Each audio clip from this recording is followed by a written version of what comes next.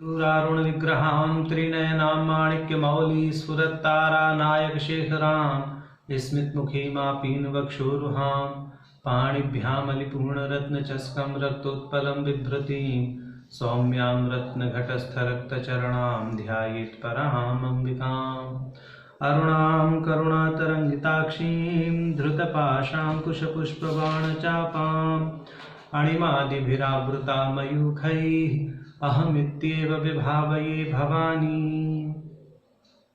ध्यायेत् पद्मासनस्थां विकसितवदनां पद्मपत्रायताक्षीं हेमाभामपीतवस्त्रां करकलितलसद्धीं पद्माम्बराङ्गीं सर्वालङ्कारयुक्तां सततमभयदां भक्तनम्रां भवानीं श्रीविद्यां शान्तमूर्तिं सकलसुरनुतां सर्वसम्पत्प्रदात्रीं नारायणी नमोस्तुते।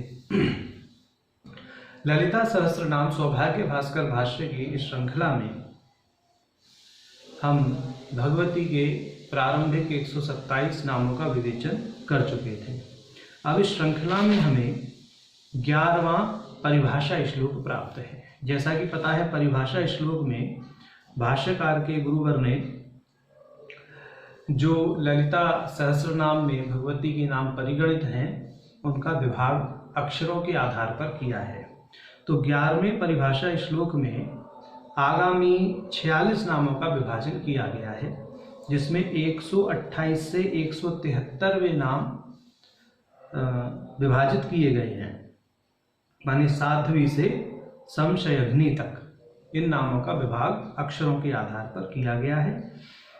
तो परिभाषा श्लोक है, राजा चतुर्बलेन्द्रो भूत्वा बलिरागमान द्विदश गुण गण गौण्यम गण गो मार्गे मार्गे मृगेण भवेत्। माने जब प्रारंभिक परिभाषा श्लोक के विषय में बताया था ग्रंथ के प्रारंभ में ही, तो वहाँ बताया था कि विशेष विशेष अक्षर विशेष विशेष संख्या का सूचक होता है। जैसे रकार से 2 का, जकार से 8, इस तरह से इसमें जो है विभाग किया गया है। तो राजा चतुर्बलेन्द्रो भूत्वा, यदि इसी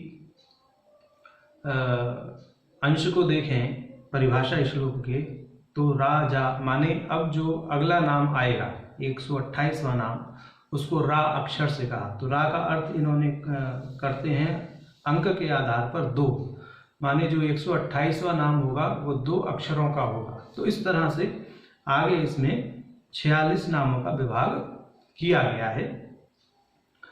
तो अब 128 से लेकर के हम भगवती के 132वें नाम तक भाष्य को देखेंगे। तो 128 से 132 तक जो भगवती के नाम हैं वो क्रमशः हैं साध्वी शरच्चंद्र निभानना शातोदरी शांतिमती निराधारा। तो निराधारा तक भगवती के 132 नाम हो जाते हैं। तो जो 128वां नाम है साध्वी, साध्वी का साधारण अर्थ होता है पतिव्रता। तो भास्कर राय जी क्या अर्थ करते हैं साध्वी का, वह देखते हैं। साध्वी पतिव्रता, तो ऐसे साध्वी पतिव्रता करके वह साध्वी नाम का अर्थ पतिव्रता करते हैं। सती साध्वी पतिव्रता इति अमरः, माने अमर कोश में भी जो साध्वी शब्द है वो सती और पतिव्रता के अर्थ में ही प्रयुक्त है, ऐसा भाष्यकार कहते हैं। अब आगे कहते हैं, कालत्रयेपि पत्यंतर योगाभावात् अनितर साधारणम पातिव्रत्यम, माने तीनों काल में भी किसी अन्य के प्रति अनुरक्ति जिसकी ना हो, इस तरह का व्रत करने वाली जो स्त्री है वह व्रत उसका पातिव्रत्य व्रत कहलाता है, और वही उसका पातिव्रत्य कहलाता है। तो इस तरह का आचरण जिस स्त्री का है वो पतिव्रता कहलाती है। और यहाँ पर इसी दृष्टि से, चूंकि भगवती कामेश्वरी ललिता अम्बा का जो एकमात्र अनुराग है वो भगवान कामेश्वर में ही है, उनके अतिरिक्त किसी अन्य में नहीं है, इस दृष्टि से उनको पतिव्रता कहते हुए साध्वी नाम का अर्थ भाष्यकार कर रहे हैं। अब भाष्यकार आगे भगवत पाद शंकराचार्य जी के वचन को उद्धृत करते हैं। तो भगवत पाद शंकराचार्य जी का सौंदर्य लहरी से यह वचन उद्धृत है। कलत्रं वैधात्रं कति कति भजन्ते न कवयः, श्रेयो देव्याः को वा न भवति पतिः कैरपि धनैः, महादेवं हित्वा तव सती सती नाम चरमे, कुचाभ्यामासंगः कुर्वकतरोरपि असुलभः। ऐसा कह रहे हैं। तो शंकराचार्य जी ने ऐसा कहा। इसका अर्थ है कि विधाता की स्त्री को कितने ही कविजन क्यों ना भजते हों, विधाता यानी ब्रह्मा की संगिनी सरस्वती को कितने ही कविजन क्यों ना भजते हों। कोई थोड़ा सा भी धनवान होकर लक्ष्मी का पति क्यों ना हो जाए, परंतु हे सती महादेव के अतिरिक्त कुचाभ्यामासंगः कुर्बकतरोरपि असुलभः, कि जो सती के पति महादेव हैं उनके अतिरिक्त भगवती के कुचों का संग तो कुर्वक तरु को भी दुर्लभ है।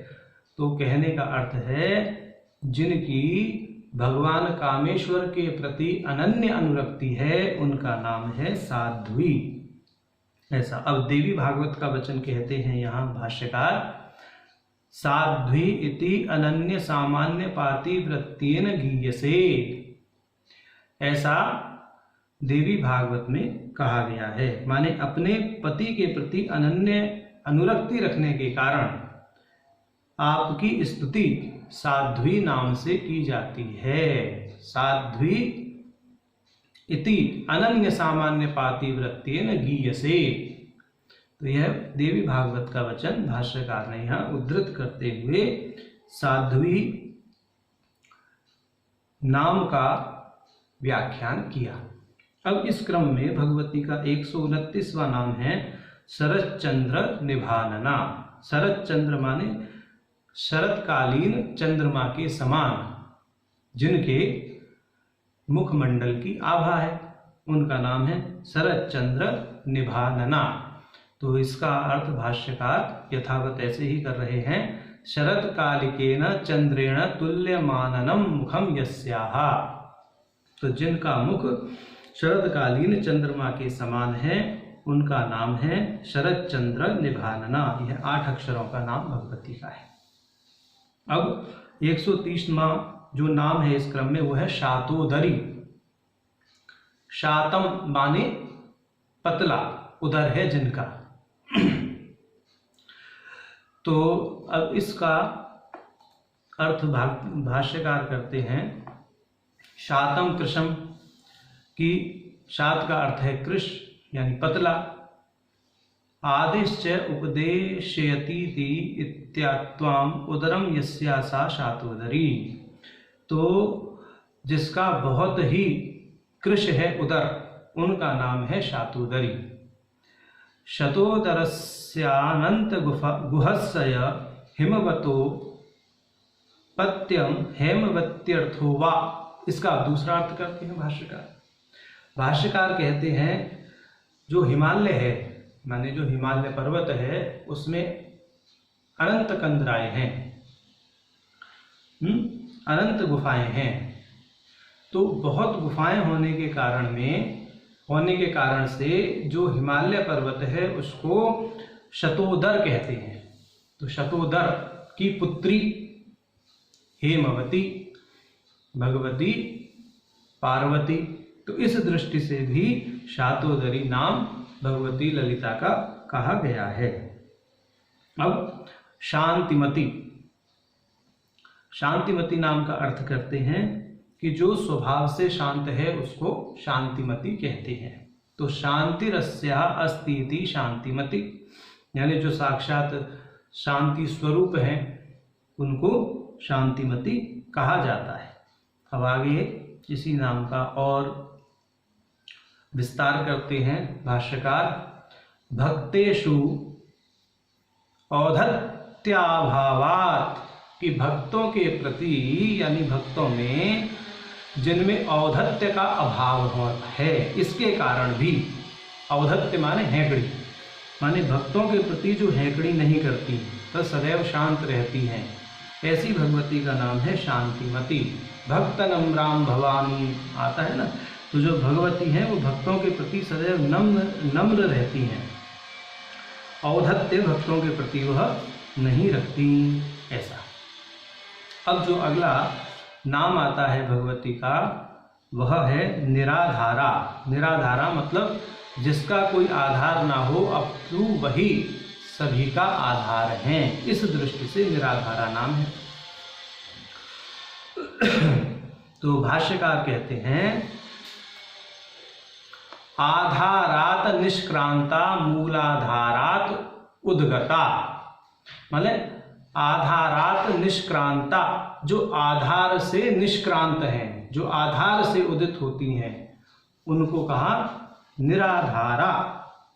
तो निष्क्रांत है जो आधार से, आधार माने मूलाधार चक्र, जो कुंडलिनी है वो मूलाधार में ही सुसुप्त रहती है, निवास करती है, तो मूलाधार से ही वो ऊपर की ओर गमन करती है, मूलाधार से ही उनका ऊपर की ओर ऊर्ध्व गमन होता है। इस दृष्टि से उनको निराधारा यहाँ पर भाष्यकार कह रहे हैं, माने आधार से निष्क्रांत होने के कारण उनको निराधारा कहा गया। यहाँ पर जो नि शब्द है वो आधार की हीनता बताने के लिए नहीं, अपितु आधार से निष्क्रांत होने की निष्क्रांति को बता रहा है, ऐसा।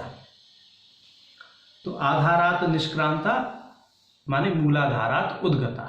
अब आगे कहते हैं यद्वा, दूसरा नाम करते हैं निर्गत आधारः अधिष्ठानांतरम यस्याः, सर्वजगत अधिष्ठानस्य सत्यत्वेन आधारांतर अयोगात्। कह रहे हैं कि यह सभी का अधिष्ठान होने के कारण ये है, सबका आधार है, परंतु इनका कोई आधार नहीं है। जो भगवती चित शक्ति हैं, साक्षात ललितांबा, उनका कोई वास्तविक आधार नहीं है, अपितु वही सबका आधार हैं। इस दृष्टि से वही सबका अधिष्ठान है। यहाँ आधार का जो अर्थ है अधिष्ठान के दृष्टि से कर रहे हैं भाष्यकार। अथवा निराधार आख्य पूजा स्वरूपा, कि जो निराधार नामक पूजा है, एक तंत्र में पूजा का प्रकार है निराधार पूजा, उस निराधार पूजा के तुल्य जो है, बल्कि वह निराधार पूजा ही जिनका स्वरूप है, निराधार नामक पूजा ही जिनका स्वरूप है, ऐसी भगवती को निराधारा कहा गया है ललिता सहस्रनाम में। अब कहते हैं तथाश्च सूत संहितायाम, ऐसा सूत संहिता में कहा गया है। क्या कहा गया है? पूजा शक्ति परायास्तु द्विविधा संप्रकीर्तिते इति उपक्रम्य बाह्याभ्यंतर भेदेन द्वैविध्यम उक्त्वा बाह्या वैदिक तांत्रिक भेदेन द्वैविध्यम सलक्षणम वर्णतित्वक्तम। अब ये कह रहे हैं कि सूत संहिता में निराधार पूजा के विषय में बताया गया है। तो जो पूजा है यानी जो शक्ति की पूजा है वह दो प्रकार से कही गई है, एक तो वैदिक और एक तांत्रिक। जो या प्रक्रिया से कहें कि जो बाह्य पूजा और आभ्यंतर पूजा, जो बाह्य पूजा है वो दो प्रकार से है, वैदिक और तांत्रिक।